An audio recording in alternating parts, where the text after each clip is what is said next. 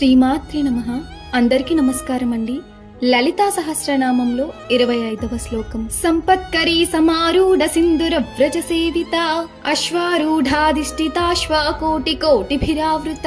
భావం: సంపత్కరీ దేవి అధిరోహించిన ఏనుగుల సముదాయము చేత సేవింపబడును. అశ్వారూఢ అనే దేవి చేత ఎక్కబడిన గుర్రముల యొక్క కోట్లాను కోట్లచే చుట్టుకొనబడింది. ఒక్క నిమిషం కళ్ళు మూసుకోండి. దేవి యుద్ధానికి సిద్ధమవుతున్న దృశ్యాన్ని ఊహించండి. అమ్మవారి ముందు భారీ గజ సైన్యం ఉంది.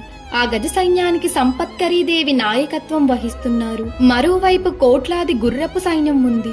ఆ సైన్యాన్ని అశ్వారూఢాదేవి నడిపిస్తున్నారు. ఈ మహా సైన్యంతో కలిసి అమ్మవారు ధర్మాన్ని కాపాడడానికి ముందుకు వస్తున్నారు. ధర్మాన్ని కాపాడడానికి దైవశక్తి ఎప్పుడూ సిద్ధంగా ఉంటుంది. దైవశక్తి ఒకదానికి మాత్రమే కాదు, అనేక శక్తులతో కలిసి పనిచేస్తుంది. మన జీవితంలో కూడా మంచి పనులు చేయాలి అంటే మనకు ధైర్యం మరియు సహకారం రెండూ అవసరం. ఈ రోజు మనం మంచి పనుల కోసం కలిసి పనిచేయాలని ఆలోచిద్దాం. లలిత అమ్మవారి కృప మన అందరిపై ఉండాలి. ఆమె శక్తి మనకు ధైర్యాన్ని, ధర్మాన్ని అనుసరించే బలాన్ని ఇవ్వాలని ప్రార్థిస్తున్నాను. శ్రీమాత్రే నమః.